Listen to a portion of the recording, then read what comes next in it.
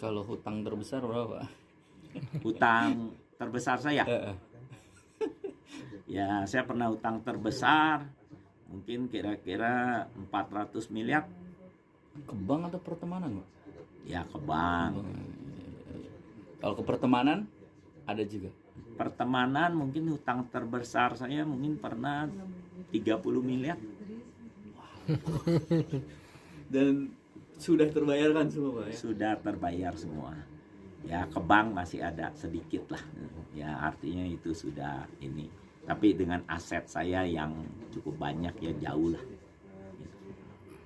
Pak, terakhir Pak mungkin soal keluarga ini Bapak anak 7 ya? Ya. Anak 7. Nah, sudah keluarga nih. Apa sih Bapak, bagaimana Bapak memberikan nilai-nilai kehidupan kepada istri, kepada anak-anak? Pasti ada yang diberi kalau menjalankan hidup ya, seperti tadi Bapak bilang harus berintegritas, tapi khusus untuk ke keluarga tuh bagaimana sih Pak? Apakah Bapak mencukupkan mereka dari segala macam materi?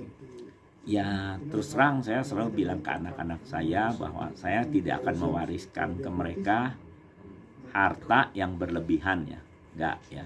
Jadi saya sampaikan ke anak saya secara terus terang bahwa mereka harus sekolah ya, mereka harus rajin, dan tentu mereka harus nanti kalau sudah dewasa sudah bisa bekerja sendiri ya, mereka harus selalu memikirkan kalau bisa membantu orang berbuat kebaikan ya, itu kunci ya.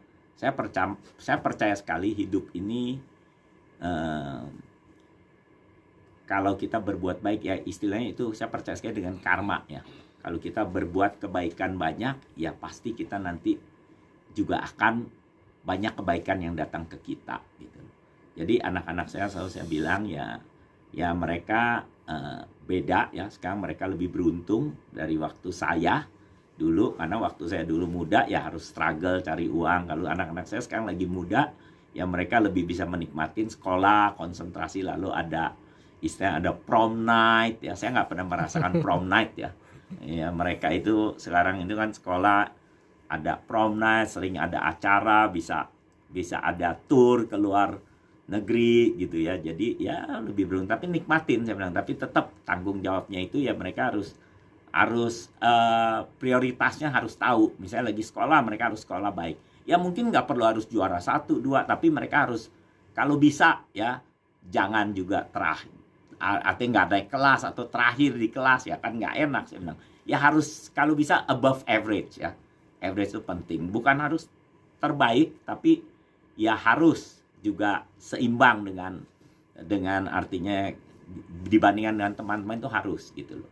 Ya tapi bukan berkompetisi secara harus menang, kalau ini harus ini, tapi ya artinya dinikmatin. Dan kuncinya zaman sekolah ini mereka saya bilang dari SMA, kuliah ya, berteman sebanyak mungkin, kalau bisa dari mancanegara sebanyak mungkin supaya kita banyak teman.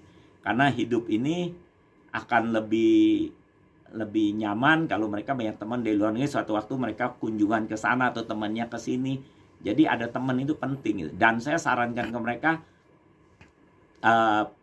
dapatkan pelajaran bahasa sebanyak mungkin. Kalau cuma bisa bahasa Indonesia, Inggris, menurut saya kurang.